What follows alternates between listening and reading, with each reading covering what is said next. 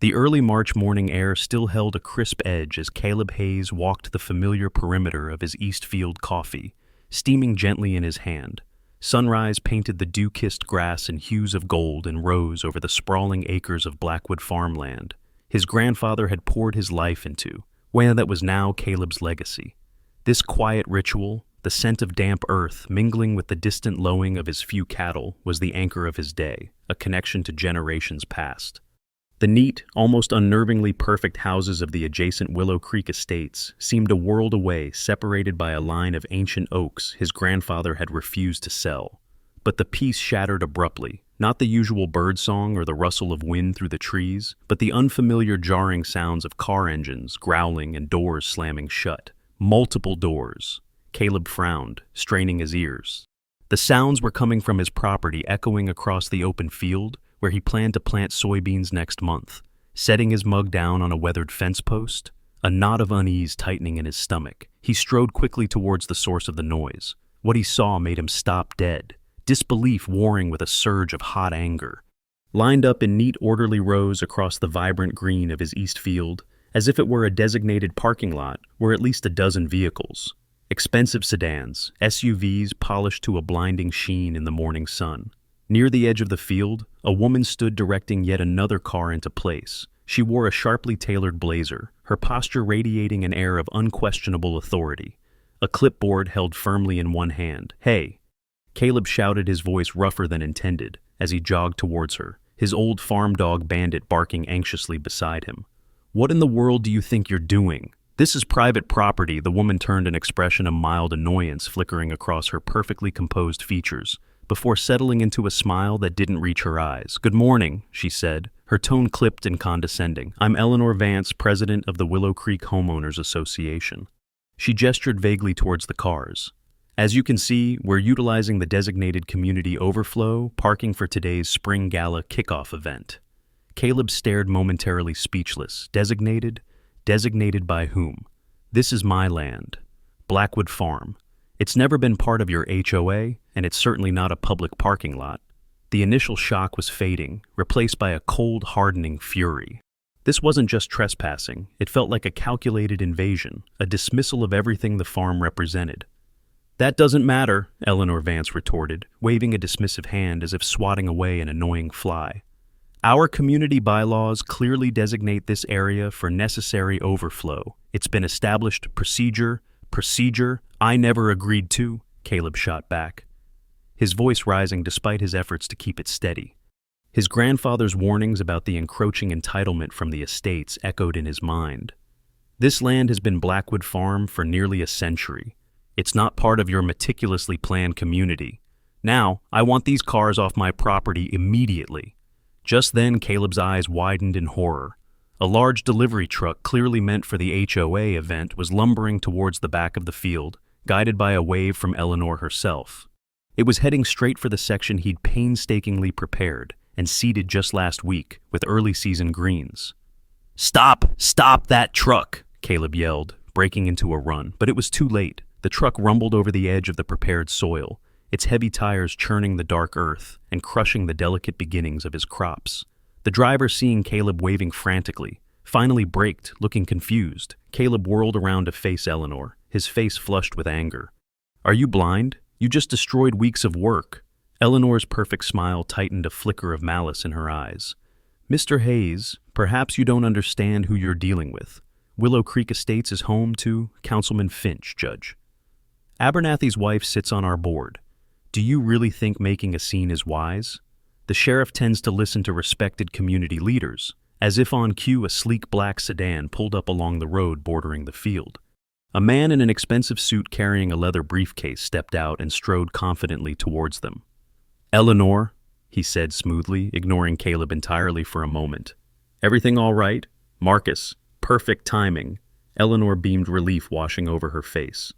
"Mr. Hayes here seems confused about the long-standing easement agreement that allows for community parking on this parcel." "Marcus," Thorne turned to Caleb, extending a hand that Caleb pointedly ignored.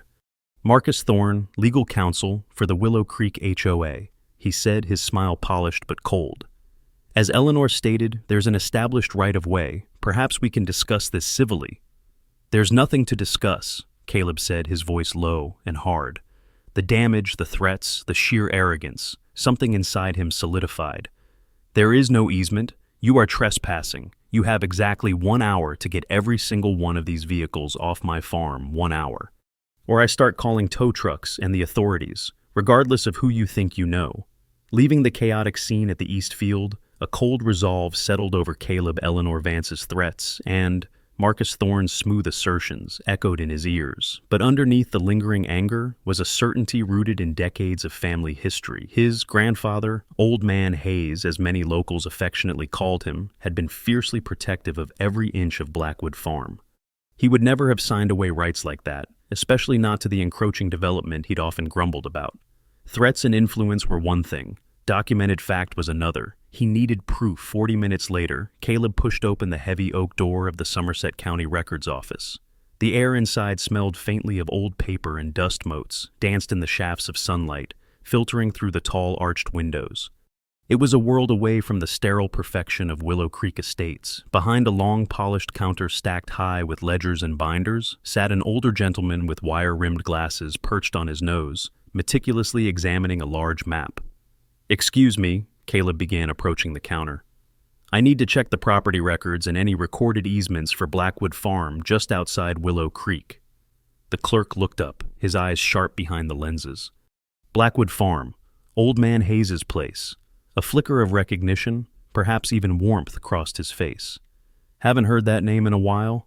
He was quite the character. "Arthur Pendleton," he said, offering a dry but firm handshake. "Been working these records for nigh on 30 years. What seems to be the trouble?" Caleb quickly explained the situation. The cars, the HOA's claim of a parking easement.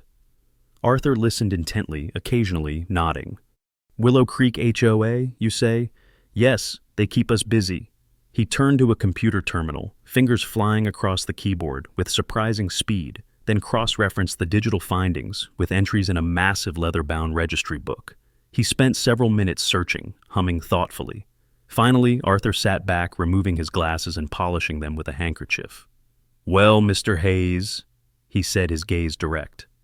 "Just as I suspected.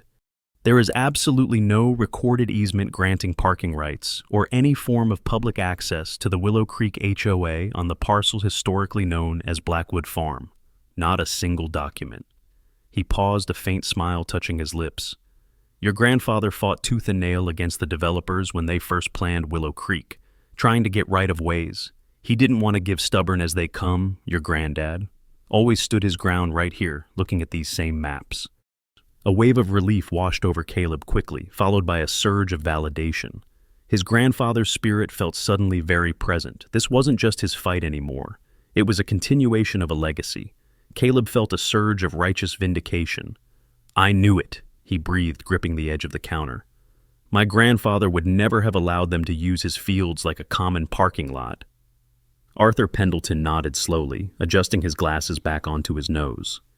Old Man Hayes valued his privacy and his land above almost anything, but he paused, leaning closer to the computer screen again, his brow furrowed in concentration. "That doesn't mean there are no easements on the property. There's definitely something here recorded decades ago, long before Willow Creek was even conceived in its current form." He clicked through several screens, then swiveled in his chair to retrieve a large rolled-up plat map from a tall tube nearby. Unfurling it carefully on the counter, weighting the corners, he pointed to a section along the northern edge of the Blackwood Farm, outline bordering the newer development. "Ah, here we are. This isn't an HOA access easement. Nothing like that. This was granted, let's see, nearly 35 years ago." Caleb leaned in, tracing the faint lines on the aged map. "Granted to who? For what?" "To the Regional Power Company," Arthur stated, tapping a specific symbol marked on Caleb's property line, Pinewood Electric. "It's a utility right-of-way." He cross-referenced the map with the digital records again. "And according to these notes and diagrams, it was specifically for the installation and maintenance of major electrical infrastructure." He looked up at Caleb, his expression serious. "Specifically the primary step-down transformer that serves the entire Willow Creek Estates development." Caleb stared, processing the words. "The transformer. For all those houses, it's on my land. Squarely on the northern boundary, according to this official survey. Arthur confirmed, pointing again to the map symbol. Installed when the development was first built, likely negotiated by your grandfather at the time, they needed the access, and this parcel was strategically ideal. He leaned back slightly. Legally speaking, Mr. Hayes is the current owner of the land. The easement is on. You control who has access to that transformer for maintenance or non-emergency work according to the terms laid out here. The implications hit Caleb like a physical force. The very community whose president had arrogantly claimed rights to his field, whose lawyer had smoothly asserted non-existent agreements, whose residents were currently parked illegally on his property, depended entirely on a piece of critical infrastructure sitting on his farm. The irony was staggering. But wait, Arthur added, typing again. There's more. The agreement stipulated an annual access fee payable to the property owner. He pulled up another record. Pinewood Electric has been making those payments diligently, but since your grandfather passed 3 years ago, the checks have been directed into a trust account set up under his name. It seems no one updated the payment instructions. He showed Caleb the screen displaying a growing balance. There's a not insignificant sum accumulating, waiting for the rightful heir to claim it. Caleb felt a dizzying mix of shock and dawning realization. This wasn't just about stopping trespassers anymore. His grandfather in his long-ago negotiations hadn't just protected his land, he had inadvertently handed Caleb the ultimate leverage.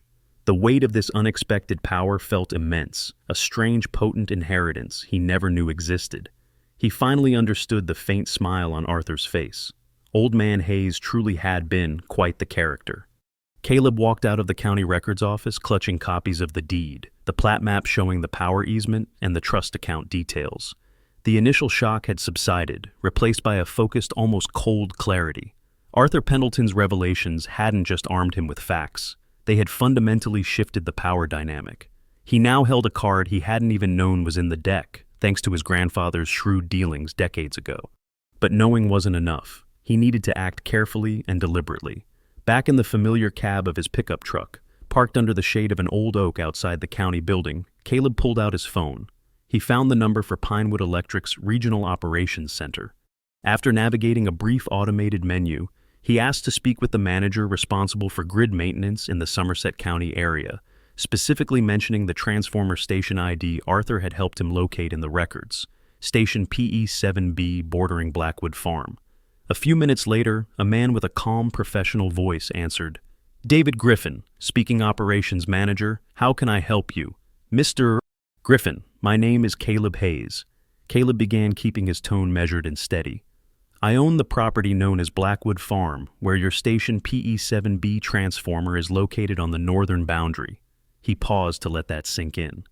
"I'm calling because I've recently become aware of significant unauthorized trespassing near that equipment related to a dispute with the adjacent Willow Creek HOA.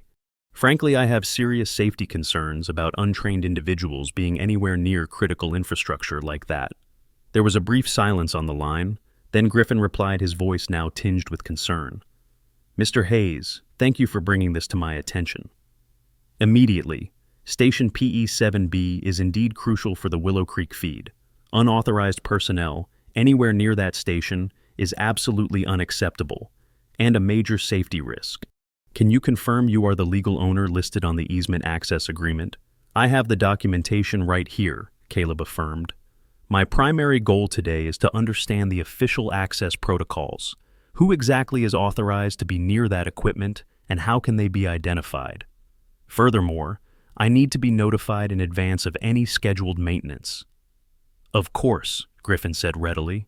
"Only certified Pinewood Electric technicians with proper identification should ever access that station. I can email you our standard maintenance schedule overview and ensure our dispatch notifies you directly before any non-emergency work is planned for PE7B. We appreciate your diligence on this. Safety is paramount." After ending the call with a sense of accomplishment, Caleb drove back to the farm.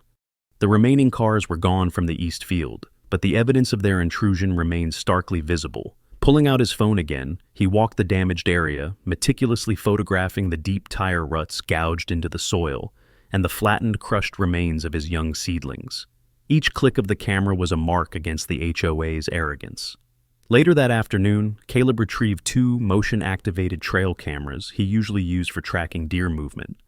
He drove his ATV along the northern fence line until he reached the discreet fenced-off area housing the large humming green metal box of Station PE-7B. Staying clearly outside the utility fence, he carefully mounted the cameras on sturdy tree trunks nearby, angling them to cover the access gate and the immediate surroundings. If anyone unauthorized came near it again, he would know. He was no longer just reacting. He was establishing guardianship. It was late afternoon, 2 days later, when the sleek black sedan reappeared, pulling into Caleb's long gravel driveway. This time, Eleanor Vance and Marcus Thorne didn't approach alone. Accompanying them was a portly man with an air of self-importance Caleb recognized instantly from local news reports. Councilman Alistair Finch. They clearly intended to ratchet up the pressure, bringing political weight to bear. Caleb met them on the wide porch of the old farmhouse. Bandit sitting calmly at his feet, a silent, watchful presence, Mr. Hayes, Councilman Finch began. Without preamble, stepping forward as if taking charge, Eleanor and Marcus have briefed me on this unfortunate misunderstanding regarding parking access. Now, Willow Creek Estates represents significant tax revenue and prestige for our county. Surely we can reach a reasonable accommodation that benefits the community. His tone implied this was less a negotiation, more a directive. Eleanor stood beside him, a smug look returning to her face, clearly believing the councilman's presence would settle the matter. Thorne held a folder likely containing some freshly drafted agreement they expected Caleb to sign under duress. Caleb remained leaning against the porch railing. Outwardly calm, despite the simmering indignation, he let the councilman finish, then slowly straightened up, holding a folder of his own. Councilman Finch, Mrs. Vance, Mr. Thorne, thank you for coming out. Perhaps you're the ones laboring under a misunderstanding. He pulled out the first document, a certified copy of the deed to Blackwood Farm. As we established, this land is mine, passed down through generations. It is not, nor has it ever been part of Willow Creek Estates or subject to its bylaws. Thorne scoffed lightly. Mr. Hayes, property lines are clear, but established community practices and agreements. Caleb held up a hand, cutting him off politely but firmly. Speaking of established agreements, he said, pulling out the second set of documents, copies of the Pinewood Electric easement and the corresponding plat map Arthur Pendleton had provided. He held them up clearly. I believe this is the only relevant easement concerning my northern boundary and your community. He watched their faces closely as he explained. This document, dating back 35 years, grants Pinewood Electric right-of-way for the specific purpose of housing and maintaining Station PE-7B, the main transformer. He paused for effect, letting his gaze drift towards the estates that powers every single home in Willow Creek, and it sits right here on Blackwood Farm land. The shift in the atmosphere was palpable. Thorne's smooth expression faltered, his eyes darting towards Eleanor. Councilman Finch's amiable political mask slipped, revealing surprise and calculation. Eleanor Vance's face went rigid, her smugness evaporating like mist. Now, Caleb continued, his voice steady and clear, given the recent unauthorized access, the damage to my property, and your association's persistent claims to rights it does not possess, I feel compelled to act. He looked directly at Eleanor. Effective immediately, I am formally revoking permission for any non-essential personnel to access the Pinewood Electric easement on my property until these matters are fully resolved. That means no routine maintenance checks without my express prior written consent for each visit. He paused again. I expect full compensation for the damages to my field and a signed acknowledgement from the HOA that my land is not subject to your bylaws or parking schemes. He didn't need to explicitly mention the upcoming summer heat or the strain on the power grid. The implication hung heavy in the suddenly quiet air. The trio stared at him, momentarily speechless. The confidence, the political pressure, the legal maneuvering, all of it seemed to crumble in the face of this simple, undeniable fact, documented on decades-old paper. Their arrogance vanished, replaced by stunned silence, and the dawning realization that the stubborn farmer they'd tried to bully held a surprising critical control over their manicured lives. Without another word, they turned huddled in urgent hushed whispers and retreated back to their sedan, leaving Caleb standing watch over his land. The balance of power irrevocably altered. Less than an hour after Eleanor Vance and her entourage retreated, a Somerset County Sheriff's Department cruiser rolled slowly up Caleb's driveway. Caleb watched its approach from the porch, a familiar sense of weary resignation, mixing with his newfound resolve.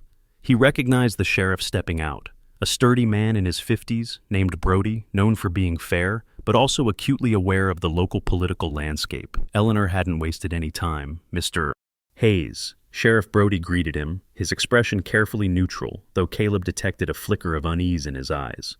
We received a call from Mrs. Vance regarding a dispute over access to utility equipment. She seemed quite agitated, claimed you were unreasonably denying access necessary for community function. Caleb gestured towards the folder he still held. Sheriff, I'm happy to show you the documentation. There's been significant trespassing by the HOA, damage to my property, and they're making claims based on non-existent agreements. He quickly explained the situation, emphasizing the difference between the non-existent parking easement the HOA claimed and the very real, very specific power company easement he controlled. He made sure to mention his safety concerns about unauthorized personnel near the transformer. Sheriff Brody listened patiently, examining the easement documents Caleb offered. He nodded slowly. All right, Mr. Hayes, this seems straightforward regarding the easement's purpose. As for the parking dispute and damages, that sounds like a civil matter, unless the trespassing continues after clear warnings. He glanced back towards Willow Creek.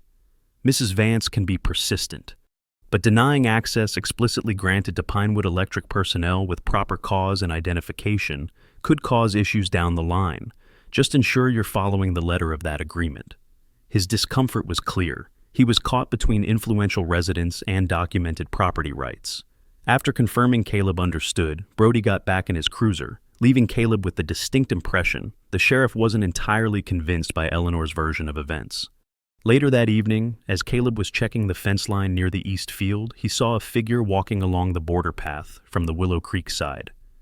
It was Sophia Bellwether, a woman whose house backed up to his property, someone he occasionally exchanged polite waves with. She offered a hesitant smile as she approached the fence. Caleb, she began quietly, glancing back towards the estates, as if worried about being overheard. I saw the sheriff here earlier, and well, things have been tense over here since Saturday. Caleb leaned against the fence post. You could say that. Sophia hesitated, then seemed to make a decision. Look, I shouldn't be saying this, but Eleanor's handling of this whole situation, it's making a lot of people uncomfortable. Not everyone on the board agrees with her tactics. She lowered her voice further. There was an emergency HOA board meeting last night. Heated arguments. Some members feel she's overstepping, risking legal trouble over what started as a parking issue. She wrung her hands slightly. Just be careful. Caleb, when Eleanor feels cornered, she doesn't always play fair. Caleb met her gaze, sensing genuine concern behind her cautious words. I appreciate the warning. Sophia, thank you. It wasn't much, but hearing that there was dissent, that not everyone blindly followed Eleanor's lead, offered a small but significant crack of light in the brewing storm. He wasn't entirely alone in this fight. Sophia Bellwether's warning proved prophetic. The direct confrontation and the visit from the sheriff hadn't deterred Eleanor Vance. They seemed only to have spurred her toward a different kind of attack. Over the next week, Caleb's mailbox became a battleground. First came a certified letter from Marcus Thorne's prestigious law firm, formally notifying him of violations against Willow Creek Estates, covenants, conditions, and restrictions, CC&Rs. Caleb read the letter standing by his mailbox, the late afternoon sun warming his back, but a chill spreading through him.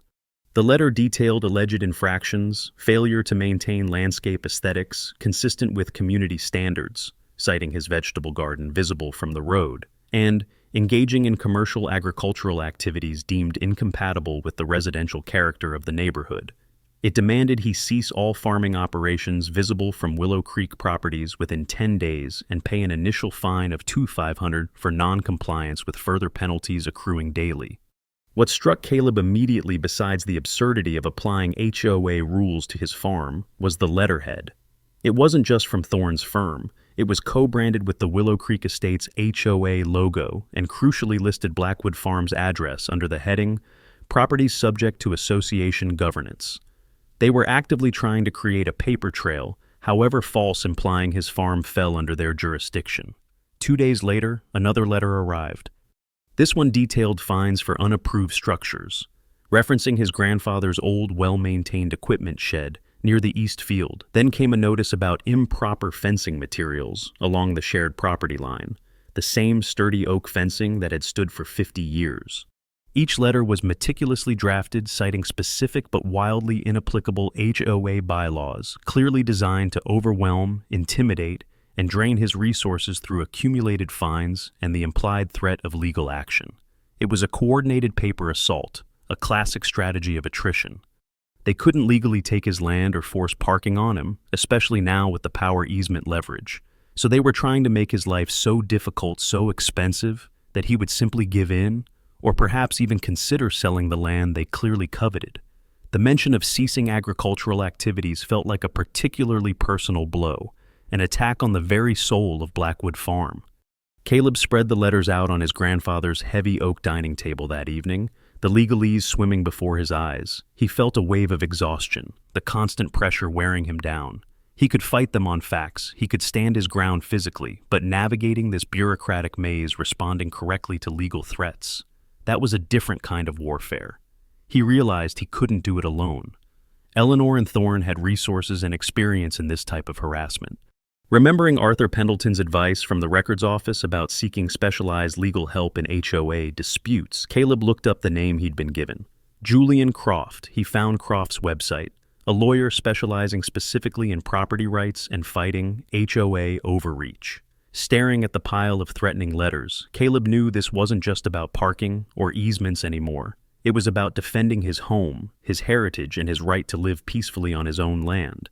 He picked up the phone and dialed Julian Croft's office. It was time to fight back, not just with facts and leverage, but with expert legal strategy.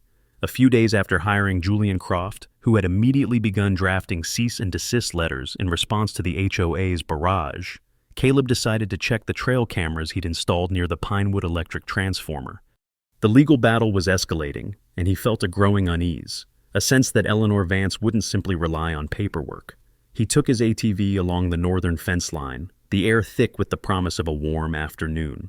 As he approached the fenced enclosure, housing station PE7B, something felt off. He cut the engine, listening. The familiar low hum of the transformer was there, but as he got closer, he noticed fresh footprints in the damp earth near the access gate. Footprints that weren't his own, heavy work boots. Kneeling down, he examined the gate's padlock. It was scratched with clear pry marks marring the metal casing. The lock itself hung slightly askew, clearly damaged. Someone had tried, perhaps successfully, to force it open. A cold dread washed over Caleb. Tampering with utility equipment wasn't just illegal, it was incredibly dangerous. He pulled out his phone, intending to call Pinewood Electric immediately, when he heard the crunch of tires on the gravel access road nearby, a road rarely used except by utility vehicles. A moment later, a Pinewood Electric service truck pulled up, followed closely by Eleanor Vance's signature luxury SUV. A technician in a standard blue uniform hopped out of the truck, his name tag reading Dave. Simultaneously, Eleanor emerged from her car, spotting Caleb near the transformer enclosure. Her face contorted with fury, and she marched towards him, pointing an accusing finger. "There he is!" she shouted loud enough for the technician to hear clearly. "That's him. Dave, I told you. He was just tampering with the transformer, trying to cut our power because he's angry about the parking situation." Caleb stood frozen for a second, stunned by the blatant attempt to frame him. Dave the technician looked from Eleanor's furious face to Caleb's bewildered one, then cautiously approached the damaged lock. "Ma'am, sir, let's just see what's going on," Dave said calmly, examining the padlock. "This lock has definitely been tampered with. Forced entry." He turned to Caleb, his expression hardening slightly with suspicion. "Sir, did you do this?" "Absolutely not," Caleb replied firmly, recovering his composure. "I just got here myself maybe 5 minutes ago and discovered the damage. I was about to call it in." He gestured towards the trees where his cameras were mounted, though they were partially obscured by foliage. "Look, I have security cameras monitoring this area precisely because I was worried about unauthorized access. After the HOA started trespassing, they'll show I haven't touched anything." He then turned his attention pointedly to Eleanor. "How did you know the panel was potentially open or tampered with, Mrs. Vance? You drove straight here and started accusing me before this technician even confirmed the damage," Eleanor sputtered, her face flushing red. I saw you skulking around here earlier." Dave looked between them, his expression shifting from suspicion of Caleb to clear discomfort with the situation. "Ma'am, we don't have any reports of power fluctuations or tampering alarms," he said, pulling out a tablet. But this lock needs replacing, and I need to inspect the equipment thoroughly. He turned back to Caleb. And I'll need to file an official report about this attempted forced entry and the damaged lock. He glanced at Eleanor, then back at Caleb. I'll make sure my supervisor, David Griffin, is aware of the situation, including your claim about the cameras, and... He hesitated slightly. Mrs. Vance's immediate accusation. Eleanor stormed back to her SUV without another word, slamming the door. As Dave worked on securing the transformer and documenting the scene, Caleb felt a grim satisfaction. Eleanor's desperation had made her reckless, and his foresight with the cameras had likely just saved him from a very serious accusation. The game had just become much more dangerous, the uneasy truce punctuated only by the exchange of increasingly hostile legal letters. Between Julian Croft and Marcus Thorne lasted less than a week. Caleb was awakened before dawn, not by the familiar sounds of the farm, but once again by the intrusive rumble of engines. Heart sinking, he pulled on his boots and rushed outside. Under the pre-dawn sky, headlights cut through the darkness as a line of cars turned off the main road and began pulling onto his east field. It was happening again. He ran towards them, phone already dialing 911, yelling for them to stop. The first driver, a woman peering nervously through her windshield, rolled down her window slightly. "We have permission," she called out defensively, holding up her phone. The HOA sent an email. They said the dispute was resolved, and this is the designated overflow lot. One by one, as more cars pulled in, drivers showed Caleb the same official-looking email, purportedly from the Willow Creek HOA board, assuring residents the parking arrangement was finalized and approved. It was a blatant lie timed for an early Saturday morning event to maximize disruption before he could react effectively. Sheriff Brody arrived 20 minutes later, looking weary. By then, nearly 24 cars were parked haphazardly across the field. Caleb showed him the fresh tire tracks, explained the HOA's false email, and reiterated his property rights.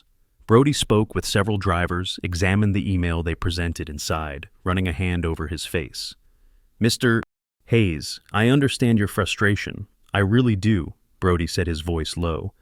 "But the HOA apparently submitted some kind of documentation to the county yesterday claiming this area is designated community parking, likely referencing that supposed easement agreement Thorne keeps mentioning. Now we have conflicting claims and paperwork." He gestured helplessly at the cars.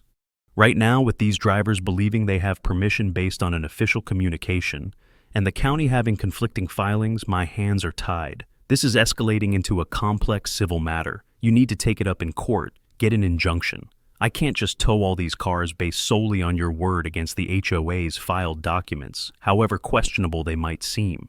Caleb felt a wave of despair wash over him. They were manipulating the system using lies and fabricated documents to create enough confusion to paralyze enforcement. He watched Brody leave, feeling utterly powerless as strangers occupied his land with impunity, sanctioned by a lie propagated through official channels. The legal process Croft was initiating felt agonizingly slow against this blatant ongoing violation.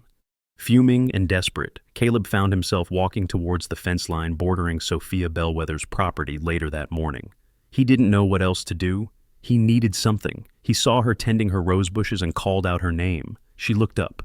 Her expression immediately filled with concern as she saw the state of his field beyond him. "They did it again, didn't they?" she asked softly, walking towards the fence. "Worse," Caleb said, his voice tight with frustration. "They sent out an email telling everyone it was resolved, that they had permission. Brody says his hands are tied because they filed some document with the county." He kicked at a clump of dirt. "I feel like I'm hitting my head against a wall. Sophia, they're just making things up, forging reality." Sophia stared at the cars parked on his land, her lips pressed into a thin line. She looked back towards her own house, then met Caleb's gaze, a look of troubled resolve in her eyes. "Caleb," she said, her voice barely above a whisper. "Come inside for a minute. There's something you need to see. I've been debating whether to show you, but this is too much." Inside her quiet, sunlit kitchen, Sophia opened her laptop. "I'm on some of the HOA email lists," she explained, her hands trembling slightly as she typed. "And after our last talk, I started paying closer attention. What they're doing isn't right." She opened a series of emails between Eleanor Vance, Marcus Thorne, and other board members. Caleb leaned closer, reading in stunned silence as they discussed strategies for managing the Blackwood situation escalating pressure through fines and complaints, and exploring all avenues to integrate the parcel fully. Then Sophia clicked open one final email attachment. "This," she whispered, "is what they filed with the county yesterday." It was a scanned document appearing to be an official HOA agreement, and at the bottom, dated 15 years prior, was a signature purporting to be his grandfather's. Jedediah Hayes. But it wasn't right. Caleb had seen his grandfather's signature countless times, on old deeds, letters, bills. The slant was wrong, the loop's too perfect. That's not his signature. Caleb choked out. "It's a fake, a forgery." "I know," Sophia said quietly. "Eleanor's husband owns a high-end printing company downtown, Caleb. They have the equipment to make anything look official." The full extent of their corruption hit Caleb with sickening force. It wasn't just harassment, it was calculated fraud. Sophia's courageous act sharing this damning evidence had just blown the conspiracy wide open. Caleb stared at the forged signature on Sophia's laptop screen, a cold knot tightening in his stomach. The audacity of it, the calculated deception, it was worse than he could have imagined, but Sophia wasn't finished. Her face was pale as she scrolled down to another email one sent just the previous evening. "There's more, Caleb," she said, her voice barely audible. "This is why I had to show you now." The email outlined the agenda for an emergency closed board session, scheduled for tonight. The primary topic, Project Nightingale, Phase 1, Implementation. Listed as a special guest consultant was a name followed by Pinewood Electric Grid Planning Division. And Caleb recognized the last name as the same as Eleanor Vance's maiden name, her cousin. The email detailed discussion points around alternative routing options and long-term infrastructure solutions to bypass current easement limitations. "They're not just trying to wear you down anymore." "Caleb," Sophia whispered, horror dawning in her eyes as she fully grasped the implication. "They're planning to reroute the electricity, cut the transformer on your land out of the loop entirely. Her cousin works for the power company. He's probably helping them figure out how to fast-track it." The room seemed to spin. If they rerouted the power, the transformer on his land would become irrelevant. His leverage, the one unexpected advantage his grandfather had inadvertently provided, would vanish overnight. All the harassment, the fines, the forged documents, it was all preamble to this final move designed to neutralize his only real power. Once that happened, they could likely overwhelm him legally and financially. Just then, Caleb's phone buzzed. It was a text message from his lawyer, Julian Croft. "Good news, bad news. Judge Henderson granted our request for an emergency injunction hearing. Based on the forged signature evidence you forwarded, bad news, earliest slot is tomorrow 9:00 a.m. Tomorrow morning, by then, Eleanor could have already set her plan in motion at tonight's secret meeting. The court order might come too late to stop the wheels she was turning with her insider connection at the power company. They had less than 12 hours before the HOA board meeting convened. Caleb looked from the damning emails on Sophia's screen to the text from his lawyer, then out the window towards his violated field. He felt cornered, the walls closing in. But beneath the panic, a different feeling sparked. Defiance. They thought they could operate in the shadows, manipulate systems, forge documents, and make secret deals. They thought they could erase his grandfather's legacy and his own rights with backroom maneuvers. He wouldn't let them. He stood up abruptly. "Sophia, can you print these emails, all of them?" She nodded, already moving towards her printer. "Thank you," Caleb said, his voice low but intense. "Thank you for trusting me with this." He pulled out his phone again, scrolling through his contacts until he found the number for Lisa Carmichael, a tenacious investigative reporter at the county's main newspaper and local TV station affiliate. He'd spoken to briefly months ago about zoning issues. He needed to bring this out of the shadows and into the light immediately. "Lisa," he said when she answered, "it's Caleb Hayes from Blackwood Farm. Remember me?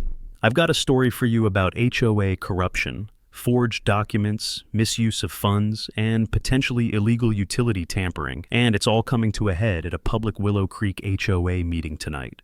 You might want to bring a camera. He had the evidence. He had the leverage for now. He had an emergency court hearing pending, but time was running out. His only chance was to blow the whistle loudly and publicly at the HOA's own meeting tonight, before Eleanor Vance could execute her final move in secret. It was a high-stakes gamble, but it was the only play he had left. The Willow Creek Estates Community Center buzzed with a tense energy. Caleb could feel the moment he pushed open the doors. The large meeting room was packed, standing room only, along the back walls. Residents milled about, murmuring amongst themselves, their expressions ranging from curiosity to annoyance. At the front of the room, Eleanor Vance stood beside a large projection screen, displaying glossy architectural renderings. Idyllic images of expanded community walkways and manicured green spaces overlaid onto an aerial photograph that conspicuously included Caleb's East Field, now marked with neat lines denoting future community recreation zone. Eleanor beamed at the audience, microphone in hand, launching into her presentation about exciting community enhancements. Marcus Thorne sat at a table beside her, looking self-assured, while other board members flanking them wore expressions of strained importance. Caleb saw Sophia Bellwether near the back, giving him a small, anxious nod. He also spotted Lisa Carmichael and her cameraman setting up discreetly near a side exit. Taking a deep breath, Caleb began walking steadily towards the front, clutching his laptop and a portable projector adapter. Heads turned as he approached. A low murmur rippled through the crowd. Eleanor faltered mid-sentence, her eyes narrowing as she saw him. "Mr. Hayes," she said sharply into the microphone, her voice dripping ice. "This is a private meeting for Willow Creek residents to discuss community improvements. You're trespassing." "Actually, Mrs. Vance," Caleb replied, his voice calm but carrying clearly in the suddenly silent room. "I think everyone here deserves to know the real story behind your proposed improvements, especially since they seem to involve my private property." He reached the front table, and before Eleanor or Thorne could react physically, unplugged her laptop from the projector cable and plugged in his own adapter. "I promise this won't take long, but I believe it's information every resident paying dues deserves to hear." An angry buzz filled the room. Someone shouted, "Let him speak!" "Eleanor," another voice added, "what's going on?" Eleanor looked momentarily stunned, then furious, but the crowd's shifting mood seemed to hold her back. Caleb clicked his mouse, and the glossy rendering vanished, replaced by the crisp, clear image of the certified deed to Blackwood Farm, its boundaries unmistakably excluding the estates.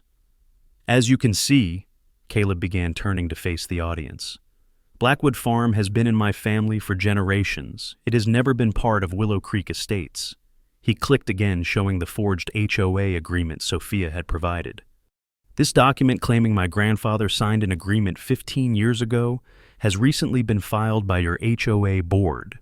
He then displayed a comparison image, the forged signature next to several examples of his grandfather's actual verified signature from old letters. The differences were stark. "My grandfather passed away 3 years ago. This signature is a forgery, a deliberate fraud perpetrated by your leadership." Gasps rippled through the crowd. People were standing now, pointing, whispering angrily. Eleanor's face was pale, her eyes darting frantically towards Thorne, who looked equally shaken. Caleb didn't let up. He clicked to the next slide, the incriminating emails Sophia had given him, highlighting passages discussing strategies to apply escalating pressure on him to force compliance, and authorizing tens of thousands of dollars in HOA funds for Marcus Thorne's firm, specifically regarding the Blackwood parcel acquisition matter.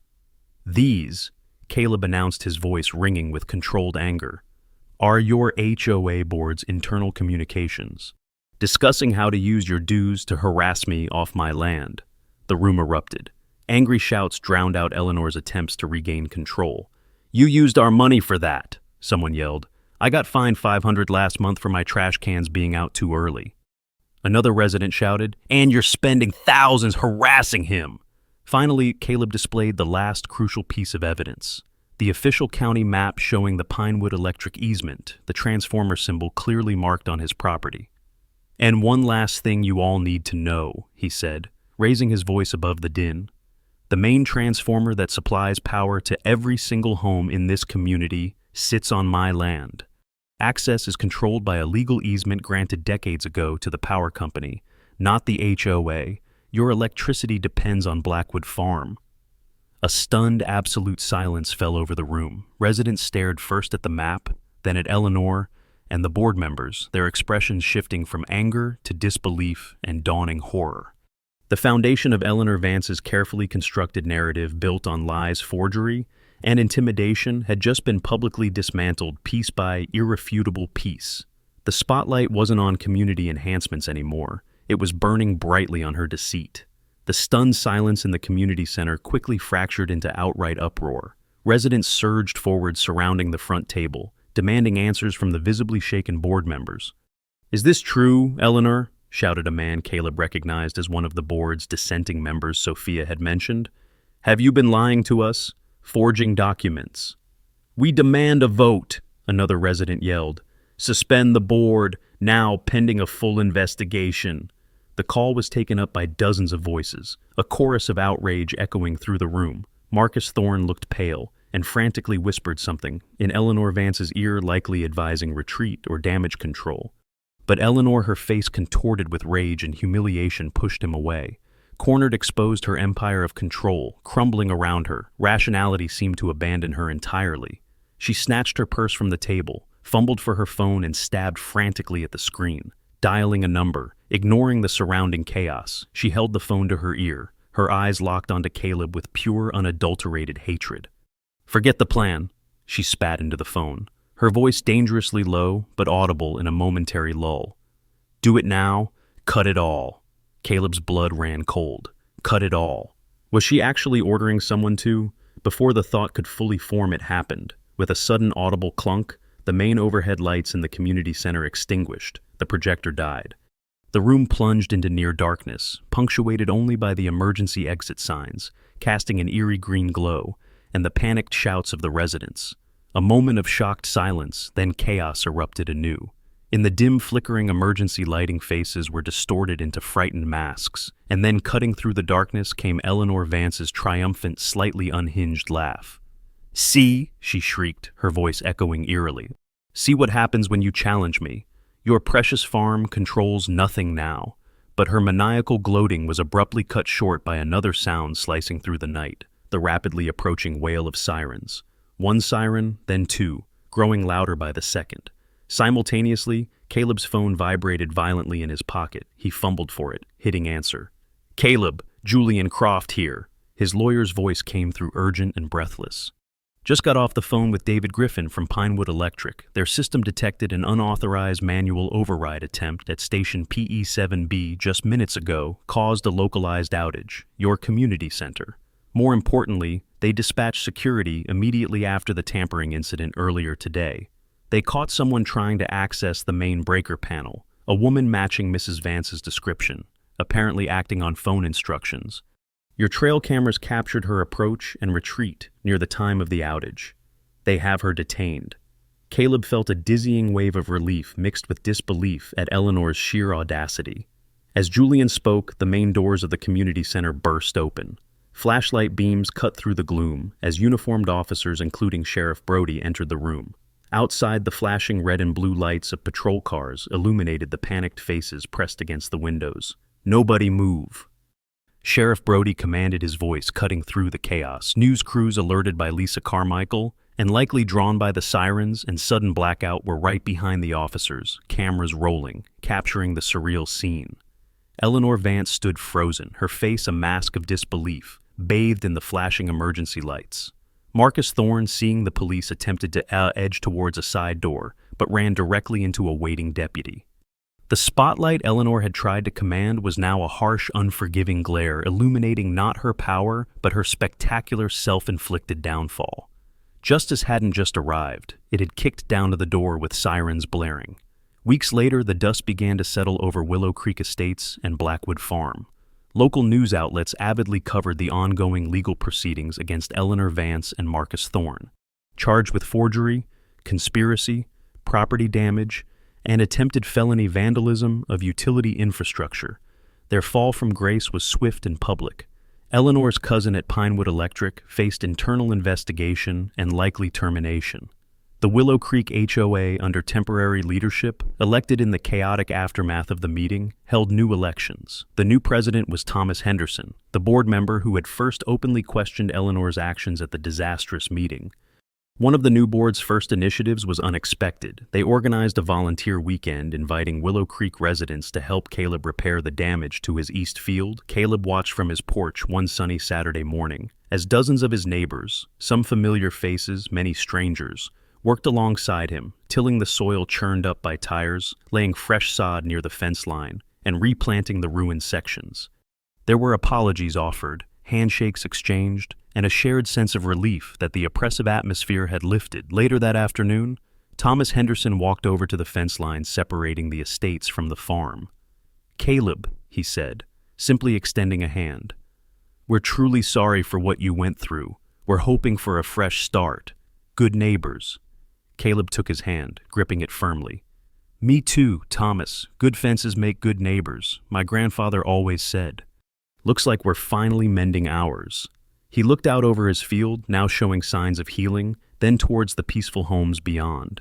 A quiet sense of peace settled over him, deeper than any he'd felt before. His legacy was secure, not just through ownership, but through the hard-won respect built on truth and clearly defined boundaries. Like Caleb Hayes defending his legacy life, often calls on us to know our ground and stand firm on our principles, especially when faced with pressure or injustice. Don't underestimate the power of seeking truth and meticulously documenting facts. They are your strongest shield against manipulation and your clearest path forward in disputes. Remember Caleb's discovery of the power line? Sometimes your greatest leverage lies hidden in unexpected places, requiring you to look beyond the obvious sources of strength. This story powerfully illustrates that integrity is non-negotiable. While shortcuts and unethical tactics might offer temporary gains, like Eleanor Vance learned, they ultimately lead to downfall. Cultivate resilience, but also recognize the strength in building alliances and seeking support. Like Sophia's crucial help, allies can provide vital evidence or perspective. When challenged, strive to move beyond pure emotional reaction towards calm, strategic action. Research plan and seek expert counsel when needed. Ultimately, establishing and maintaining clear, healthy boundaries, whether personal or professional, is fundamental for lasting peace and mutual respect. Embrace these lessons. They are tools to navigate conflict, build resilience, and foster genuine growth in your own journey.